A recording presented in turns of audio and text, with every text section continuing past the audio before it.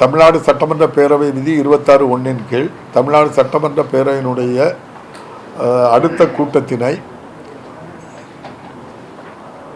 சென்னை தலைமைச் செயலகத்தில் அமைந்துள்ள சட்டமன்ற பேரவை மண்டபத்தில் வைத்து 2025ஆம் ஆண்டு மார்ச் மாதம் 14ஆம் தேதி திங்கட்கிழமை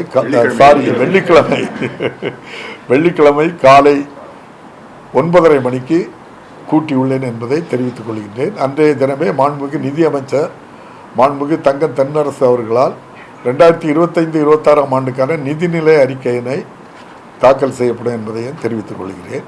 மேலும் பேரவை விதி 193(1) கீழ் 2025-26ஆம் ஆண்டுக்கான முன்பண மானிய கோரிக்கைகள், பேரவை விதி 189(1) கீழ் 2024-25ஆம் ஆண்டுக்கான கூடுதல் செலவினங்களுக்கான மானிய கோரிக்கைகளையும் 2025ஆம் ஆண்டு மார்ச் மாதம் 21ஆம் தேதி வெள்ளிக்கிழமை அன்று சட்டப்பேரவையில் தாக்கல் செய்யப்படும் என்பதை தெரிவித்துக் கொள்கிறேன்.